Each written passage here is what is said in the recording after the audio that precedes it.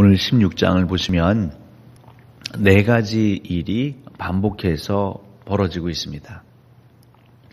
첫 번째는 압살롬을 피해서 계속 어디론가 향하는 다윗 일행, 알게 모르게 지치고 피곤하고 먹을 것도 마땅치 않은 그 일행에게 갑자기 그 무비보셋을 섬기던 시바라는 종이 다윗 일행의 형편을 알고 그에게 먹을 것을 아주 넉넉하게 또 나귀까지 가지고 오는 장면을 보게 됩니다.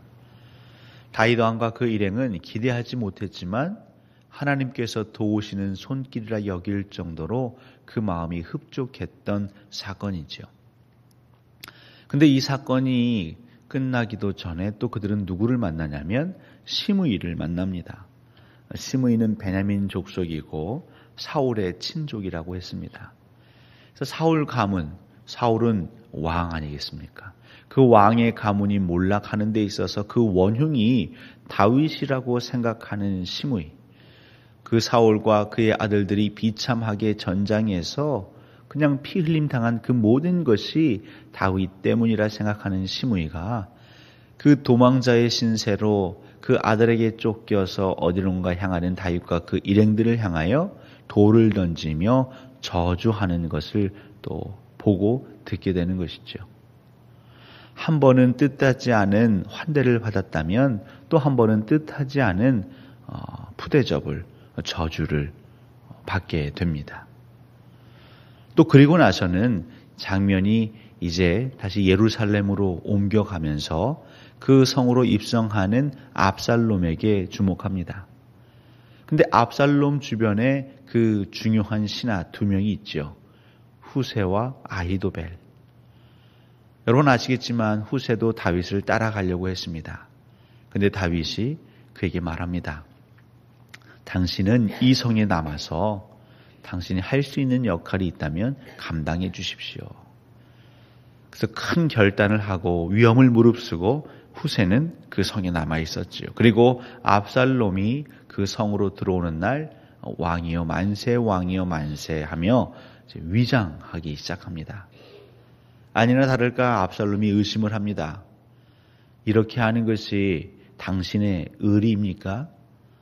당신이 함께 섬겨왔던 그 주군은 지금 도망자의 신세가 되어 한 사람이라도 그 능력 있는 일꾼이 필요할 텐데 어찌 당신은 다윗과 함께 가지 않고 여기에 남아 있습니까?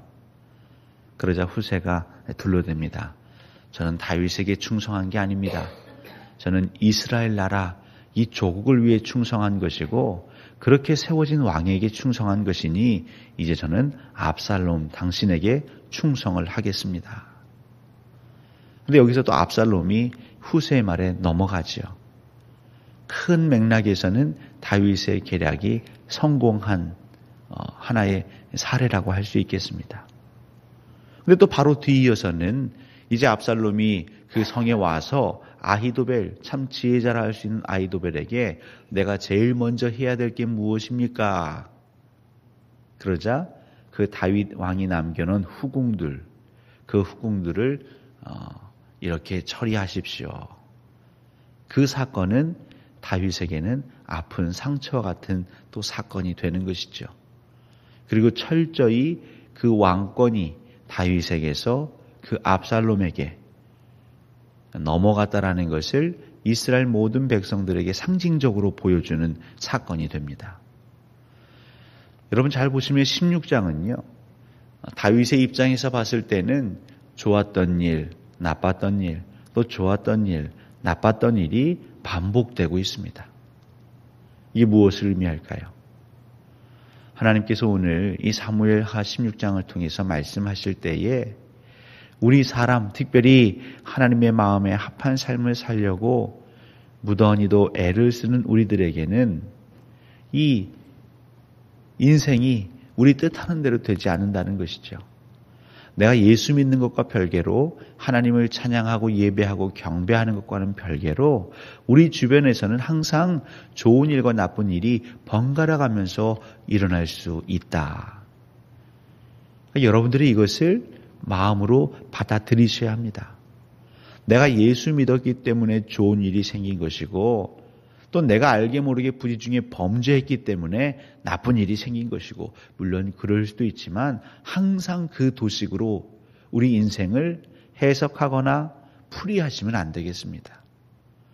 그래서 어떤 사람들은 이 문제를 나뿐만 아니라 다른 누군가에게도 대입하고 적용하지요.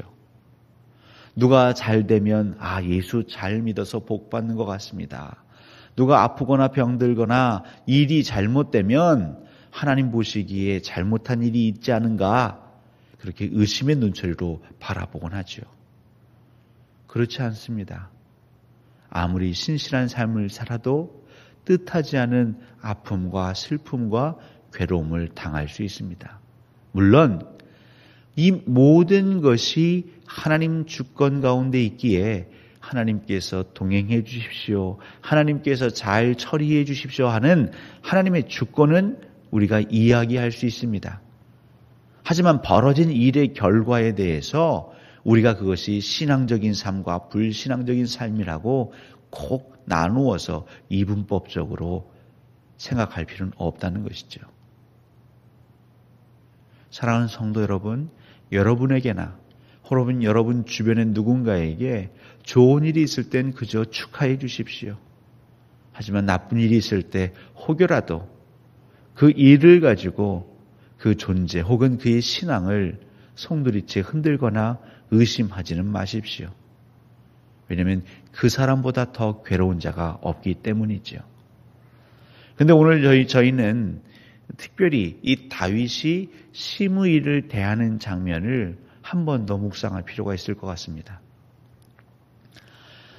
다윗과 그 일행들은 사실 한 번 이렇게 생각지 못한 시바 일행의 환대를 통해서, 대접을 통해서 상기되어 있었을 것입니다.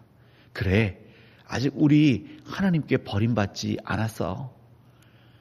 하나님이 우리를 불쌍히 여기셔서 이렇게 생각지도 않은 풍요로운 양식을 주신 것 아닌가. 어찌 보면 이것이 광야에 내렸던 만나와 같은 것이 아닐까. 하나님이 우리와 함께 하신다 라고 하는 그 시점에 시므이가 나타나더니 돌을 던지며 저주하기 시작합니다. 그리고 그들의 가장 아픈 상처를 찌르기 시작합니다. 그 사울에게서 너희들이 정의롭지 못하게 그 왕권을 찬탈했기에 너희의 피부치, 너의 그 아들이라고 하는 압살롬으로부터 너희가 이런 흉한 꼴을 당한 것이다. 사람들은 눈이 뒤집어집니다. 다윗 그 주변에는 왕의 용사들이, 군사들이 있었다라고 성경은 말하고 있습니다. 그 시므이의 말에 정말 부글부글해서 주먹을 불끈 쥐고 단숨에라도 그 시므이에게 가서 그 목을 벨 수 있는 자들이 여럿 있다고, 다윗의 말 한마디, 아니 손가락 하나, 눈짓 하나로 그 시므이를 그 눈앞에서 제거할 수 있음을 암시해 주고 있습니다. 그런데 이때 다윗이 어떻게 반응하고 있습니까? 그렇게 분해하는 그 신하들에게 오히려 얘기합니다. 지금 시므이가 너희들을 욕한 것이지 아니지 않느냐. 나를 향해 욕하는 것이니 우선 너희들의 분은 가라앉혀라. 그리고 한번 생각해 보자. 내 몸에서 난 내 혈육이라고 하는 그 아들 압살롬도 내게 이렇게 했거늘 저 시므이는 오죽하겠느냐. 다윗의 보호 아래서 그 다윗의 그 집안에서 태어난 왕자로서 호의호식했던 압살롬도 그 아버지를 향해서 적개심을 가지는데, 그 사울 그리고 그 친지, 그 친족들은요, 한순간의 영화로운 자리에서 비참한 자로 그 삶이 곤두박질 치지 않았습니까? 그 마음이야 오죽하겠느냐. 다윗은 지금 자기가 당하는 그 모욕과 수치를 넘어서 함께 아파하는 이의 마음을 헤아리고 있습니다. 때로는 여러분을 향하여 누군가 모욕, 수치, 능멸을 서슴지 않고 바라고 때로는 도발할 때가 있을 것입니다. 하나님의 영에 감동된 사람, 성령에 감동된 사람은 바로 그때 어떻게 할까요? 혈기 있는 자는 감히 그 주둥이를 하면서 그를 무력으로 진압할 것입니다. 내가 가지고 있는 힘과 방법을 동원하여 그를 제거하려 할 것입니다. 하지만 그 이후에는요, 달라지는 것이 없는 것이죠. 하나님의 사람은 선으로 악을 이기는 것입니다.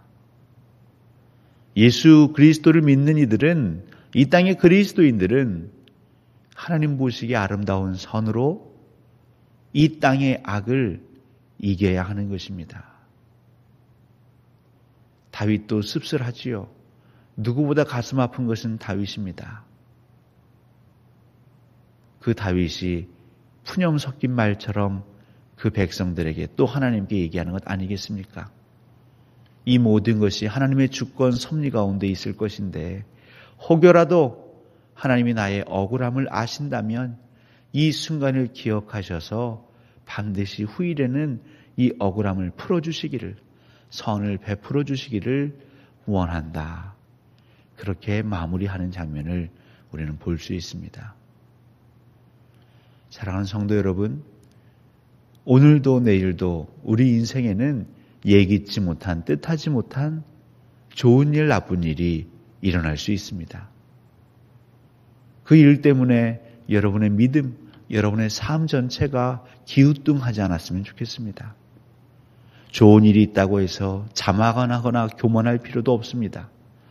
나쁜 일이 있다고 해서 나 스스로를 자책하거나 비관할 필요도 없습니다. 앞으로 우리의 살아갈 인생에는 끊임없이 반복될 것입니다. 중요한 것은 그 인생길 가운데 우리가 하나님의 주권, 하나님의 섭리, 하나님의 그 왕권을 놓치지 않고 인정하는 것이며 선하신 하나님께 은혜를 구하는 삶인 것입니다.